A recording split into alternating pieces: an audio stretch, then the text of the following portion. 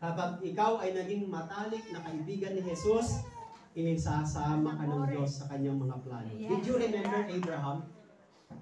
Sino nakaalala kay Abraham? Sa Genesis 18, 16 to 19. Ang sabi doon, ito kasi sa Abraham, binisita ng mga anghel. At sinabi sa kanya, dun sa chapter na yan, maglilihi si Sarah at bibigyan kayo ng anak.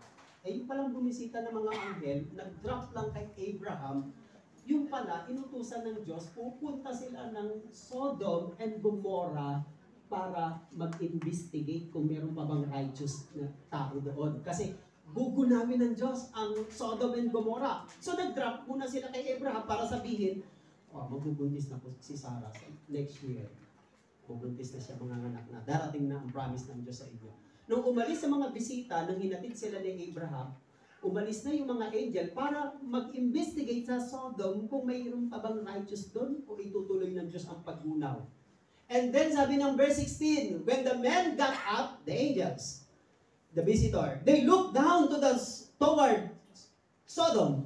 And Abraham walked along with them to see them on their way. Habang hinatid sila ni Abraham sa daan papunta ng Sodom. Verse 17, the Lord said, shall I hide from Abraham what I'm about to do? Ililihim ko ba kay Abraham yung gagawin ko sa gagawin ko sa Sodom and Gomorrah? Si Lot ay nakatira sa Sodom. Pamangkin ni Abraham. Pinili ni Lot ang Sodom kasi ang Sodom ay civilized city. Si Abraham, nanatili siya sa Kanaan dahil ang Kanaan ay maraming bali. Hindi pa dumarating ang sweldo, may bali na. Bali, yung kabundukan, bali, or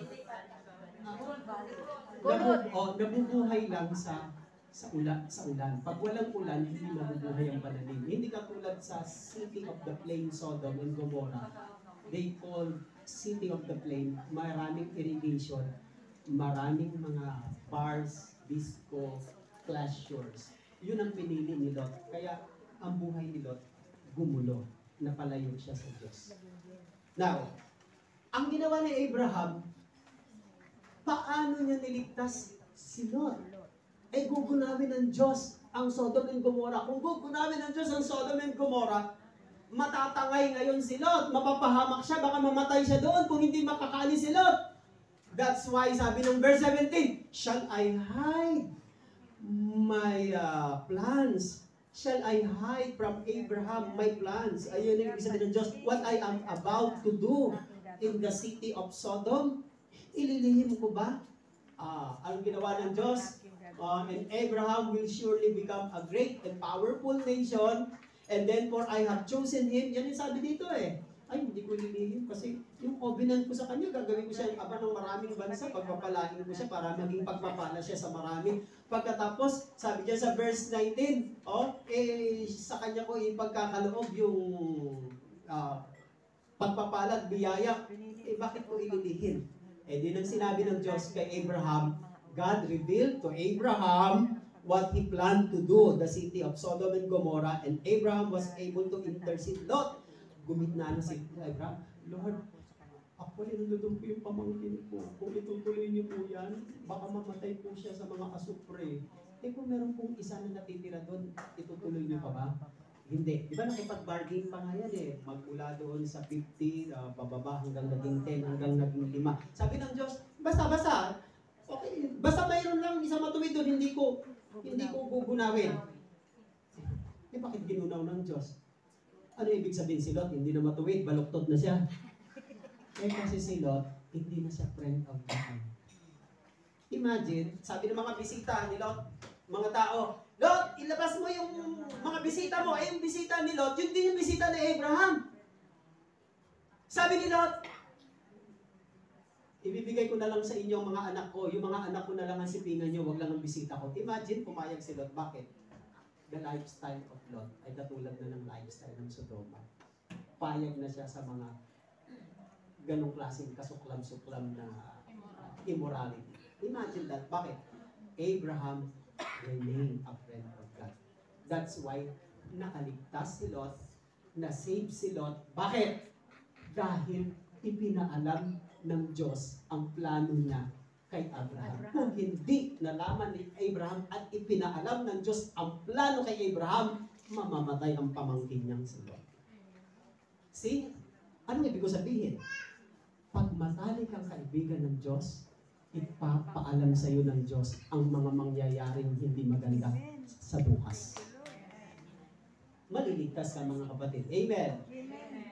Sabi ng James 2 verse 23, and the scripture was fulfilled that says, Abraham believed God and it was credited to him as a righteousness and he was called God's friend.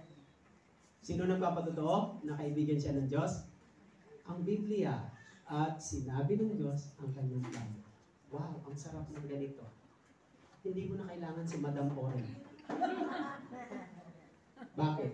Madam ang huhula. Minsan, naniniwala ba kayo sa intuition? Hindi Amen. sa tuition fee ha, sa intuition. Yung may nararamdaman kutod sa loob. Amen. O, nararamdaman mo yun eh. Pag may kutod ka't nararamdaman mo sa loob, no, maaari totoo. Pinapaalam sa'yo, pinababatid sa'yo ng Diyos. Kaya nga lang, pag nagmatigas ka lang at in-ignore mo, doon mo malalaman, sinabi ko na nga ba, kaya nga, nararamdaman ko na eh. Bakit? Ganyan ang Diyos, nagpaparamdam siya. Bakit? Eh kasi kaibigan ka niya eh. Dapat pala, ginawa ko na. Iniwan ko sa inyo. Mag-part 2 na lang siguro ako. Hallelujah. Wala na tayong sapat na oras. Tayo na tayo mga kapatid.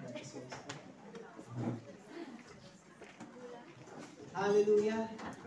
Kunin natin ang ating mga pera. Yakapin natin kasama ang ating mga prayer requests. Huwag niyo laging kakalimutan gumawa ng prayer request dahil ang mga tunay na kaibigan ni Jesus hindi nakakalimot sa prayer request. Hindi nakikiraan lang po.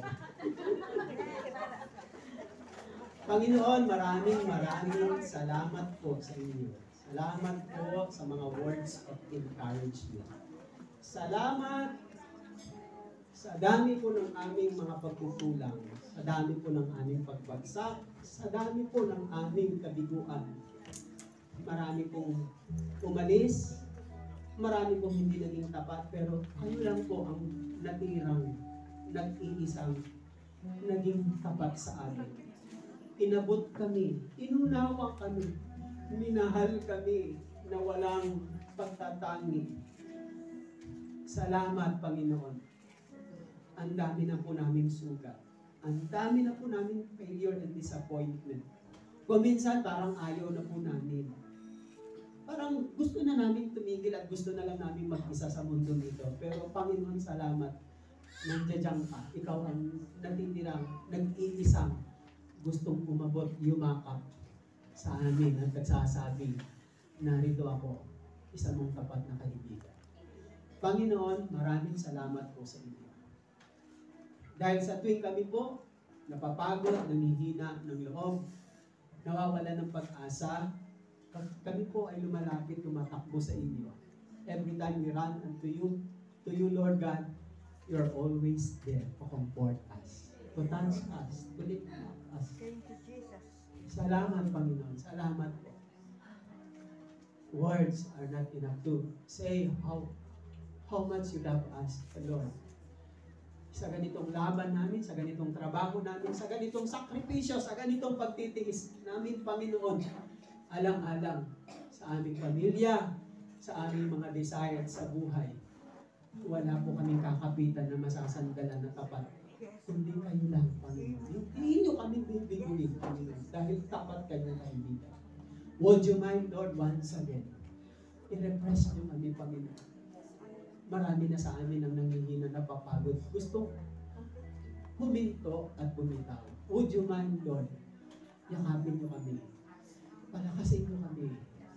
Buksan nyo ang aming mga puso at kalooban, ang aming isipan, nang sumigla kami, Panginoon. Mag-ignite kami, mag-rekindle ang aming faith, ang aming relationship sa inyo. Na yung kami magpapatuloy na para bagang hindi namin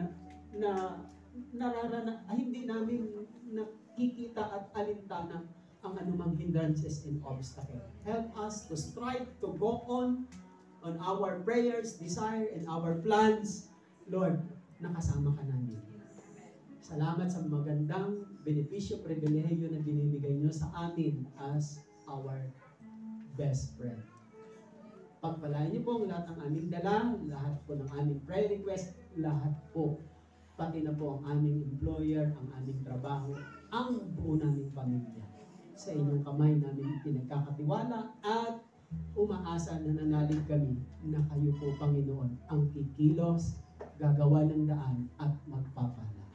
In Jesus' name we ask and we pray, Lord, in the name of the Father, the Son, and the Holy Spirit. Amen and amen. Let's give thanks to the Lord.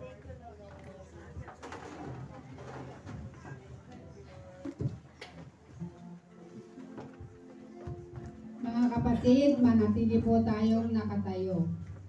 Sa ngalan ng Ama, ng Anak, at ng Espiritu Santo. Awit na pagtitiwala sa Diyos. Siyang naghahangad ng pagkupkop ng kataas-taasan at nanatili sa kalingan ng makapangyarihan. Makapagsasabi sa kanyang Panginoon mo katahanan. Ikaw ang aking Diyos, ang Diyos na tayo kong pinagtiwalaan. Nailigtas niya sa panganib sa umang nabitan. At kahit anumang mabigat na salot, di ka magdaranas. Lulukuban niya sa lilim ng kanyang matabay na pakpak. Sa kalinga niya ay natitiyak mo na ikaw ay ligtas. Iingatan niya at pagsasanggalang at siya ay tapat. Pagsapit ng gabi, di ka matatakot sa anumang bagay. Maging sa gagawing bigla ang paglusog pagsapit ng araw. Di sa ano pa mang darating na salot pagkagat ng dilim. Di ka matatakot sa kasamaan mga araw mo maging. Kahit mabuwal sa iyong harapan ng 1,000 tao, sa iyong paligid ang bilang patay maging 10,000. Di ka matatakot at natitiyak mong di ka mahal. Ika'y nagmamasikat sa panunood, ibig mga masdan. Yaw masasama ay makikita mong pinarurusahan. Sapagkat si Yahweh ang ginawang tagapagsanggalang, at ang hindi mo mag-iingat sa iyo'y kataas-taasan. Di mo aabutin ika'y mapahamak at walang daratan. Kahit anong uling mga paghihirap sa iyong tahanan. Susuguin niya ang marami anghel silang susubaybay. Kahit saan dako, ikaw maparoon, siya iingatan. Sa kanilang palad ay itatayo at silang magtataas, nang hindi masaktan ang mga paa mo sa batong matalas. Kahit ang tapakan mo ay mga liyong ahas na magsig, hindi ka maano sa mga serpente at iyong mababangis. Ang sabi ng Diyos, aking ililigtas ang tapat sa akin. Iingatan ko ang sinumang tao ako'y kikilanli. Pag sila'y tumawag, laging handa ako na sila'y pakinggan. Aking sasamahan at kung may nilahil ay sasaklolohan. Aking ililigtas ang bawat isa ay pararangalan. Sila'y bibigyan ko't gagantimpalaan ng mahabang buhay. At nakatitiyak ng karamihan nila'y kaligtasan. Maaaring napilit ko ang langit at hindi ko makakakulan. Maaaring magpadala ako ng mga bala upang sarantayin ng lupain ito. Maaaring palaganapin ko sa aking bayan ng salot. Ngunit sa sandaling ang bayan ito na aking pinili ay makapagumbaba. Manalangin, hanapin ako at talikdan ng kanilang kasamaan. Nililibing ko sila at tatawarin ko sila. At ibabalik ko sa kanilang lupain ang katiwasayan at ng kapakanan. Ito ang mga salita ng Diyos. Salamat sa Diyos.